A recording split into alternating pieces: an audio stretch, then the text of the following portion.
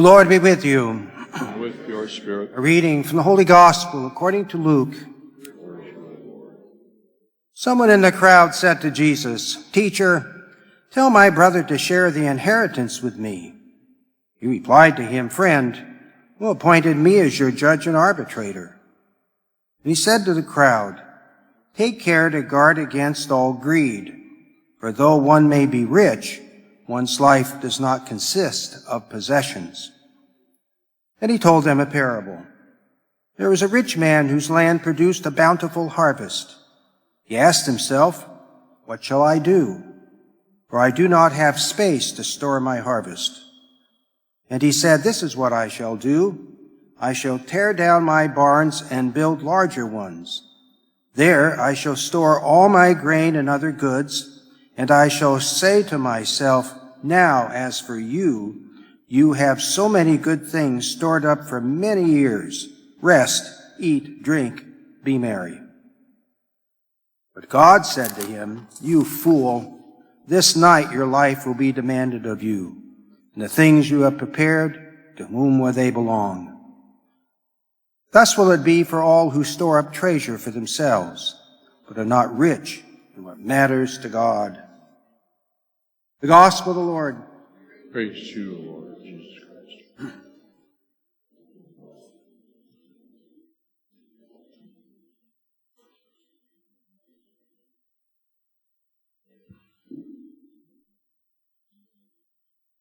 Vanity of vanities, says Koheleth. Vanity of vanities. That's interesting. Who's Koheleth? Bible scholars have studied the book of Ecclesiastes, and their conclusion is that Koheleth is King Solomon. That King Solomon is writing this towards the end of his life. As you may know, King Solomon was the son of King David and Bathsheba. He became king in 967 BC. And he had a rather rambunctious life, wasn't good about following the law, just lived a life of luxury. But as he came close to the end of his life, he began to have insight into what it meant to have all this stuff, but not have a good relationship with God. Vanity of vanities. The word for vanity in Hebrew is hevel, and it is also translated as futility, breath, nothingness, meaningless, and vapor. Vapor of vapor. It's all vapor.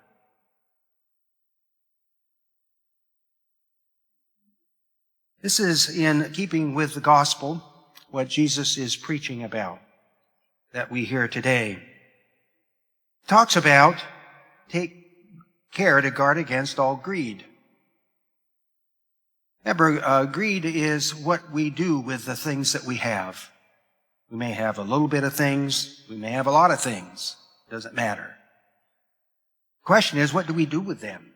How do we share them? Do we use them to take care of others in the best we can?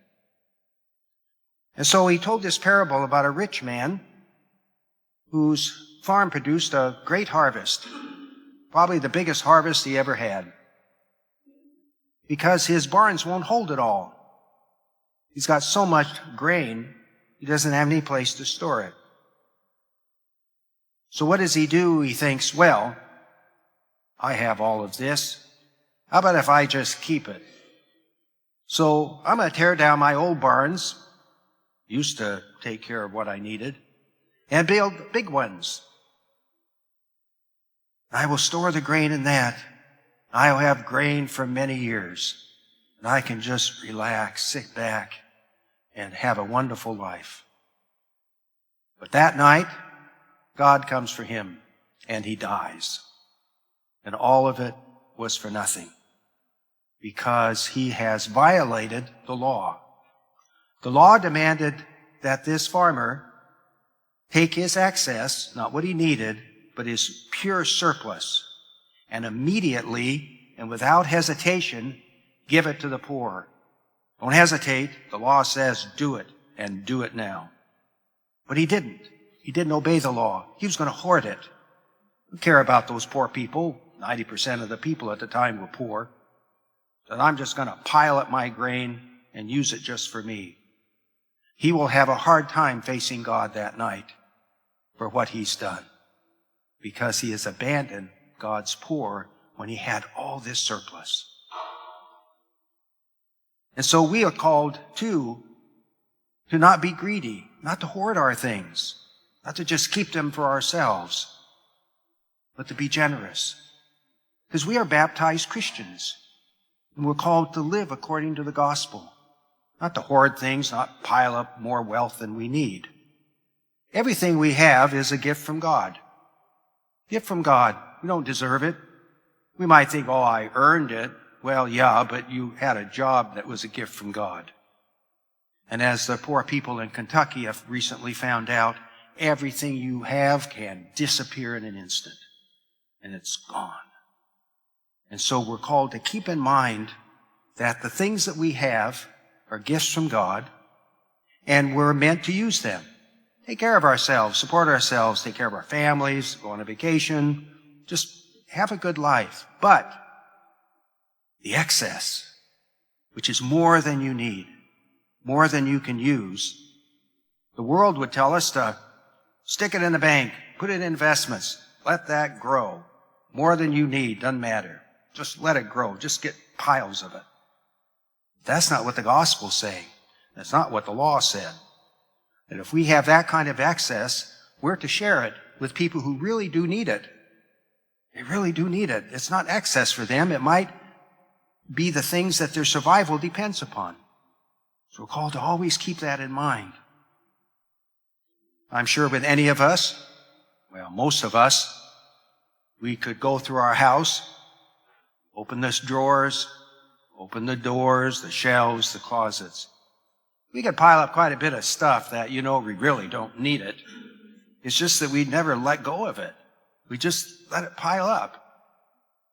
Now, it's something your great-grandmother owned, of course, we would keep that. But it's a pot you've hardly ever used it and just taken up space and collecting dust. That should go to someone who really doesn't have a pot, who really could use it, not just sit on our shelves doing nothing. And so we're called to think about the gifts God has given us and what we can do with that in order to help others.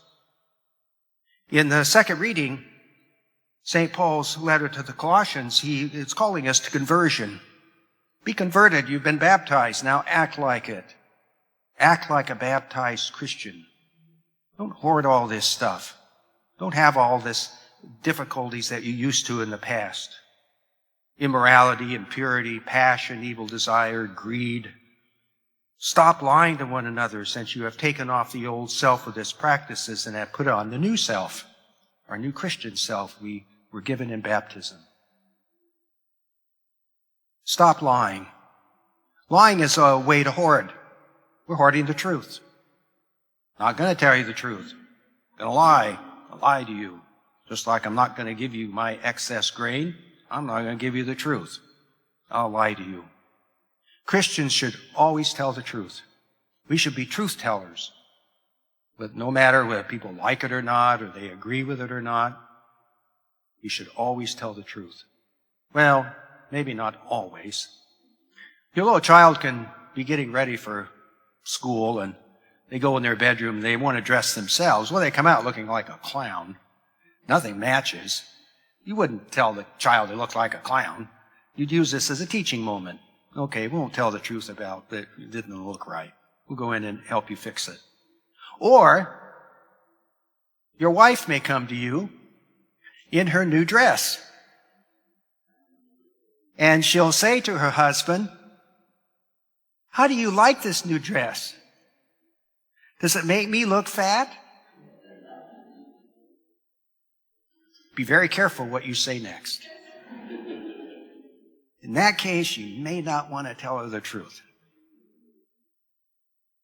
So there are times that we don't tell the truth all the time, usually to save feelings or to be nice or be polite. But telling the truth about important things, about things that are really important, we're called to always tell the truth. Don't lie. Don't lie to anyone. You can say, well, I I'll tell you the truth or I'll lie to you. Which do you want? You choose. But if I tell you the truth, you can't be mad because you told me I could do it. Always tell people the truth. One thing, it makes life simpler. Because if we lie about stuff, we can't keep track of the lies. We can't remember, what did I say last week? But it's important for us to always tell the truth because it's simple and it's respectful and it's in compliance with the gospel. We're not hoarding the truth, we're sharing it. And that's important for us to do. All of the things we're given, we are to use, and then at one point, we're not here anymore. Just like this farmer in Ecclesiastes. We come to the end of our lives. All that stuff we've been hoarding, got to go someplace. Billy Graham, an evangelist from a long time ago, once said that you can watch a hearse go by heading to the cemetery, but you will never see it followed by a U-Haul truck because you're not taking it with you. It stays behind. And so it's important that we always put God first in our lives, not be obsessed with stuff. Obsessed with stuff. George Carlin, a comedian a long time ago, had a routine about stuff, and that we just accumulate stuff and get more stuff, and then now the house is too small because we have all this stuff. So what do? We go get a bigger house. And then we fill that house with stuff, and then that gets full, and then we go get an even bigger house and fill that with stuff, and it never ends. And so we're called, don't be like that. Don't be like that. Look at stuff. What are things that we have that we can share? Again, not something that we need. We need to take care of ourselves. But the excess, like this farmer had excess grain, that he wasn't going to use it. He was just going to hoard it. And so what it is that can we give to others? And so we receive the gifts from God as good stewards. Receive the gifts. We appreciate them. Thank God for them. Use them. Use the gifts. Take care of ourselves. But then when there's more than we need and more than we really can use, give it to someone who needs it. Don't hoard it, but give it away. Help someone who really needs that stuff. And so we're inspired by this gospel and with Jesus' parable to be careful about how we live out our lives. The world sort of gets us obsessed on all this stuff. You just think about it all the time, worry about it, and maintain it, and spend all this time dusting it. And think about, what can I do with these things that I have that I really don't need them? What can I do with stuff, with my time? What can I do to spend my time rather than plopping myself in front of the TV and watch a program I don't care about? Go do something. Help someone. Call somebody up. Go help them clean their yard. Talent, things that we can do. We have a skill. We can do that. I know how to do that. So go off and help somebody with it. Use that, but use the things that God gave us to help other people. First, we take care of ourselves. No problem with that. But then we're called with what we don't need or we're done with, give it away. Whether it's the time, talent, or treasure. Give it away, as this farmer wouldn't. But he was required to by the law, and we're required by the gospel to give that excess away, because in that way we share with others the gifts that the Lord has given us.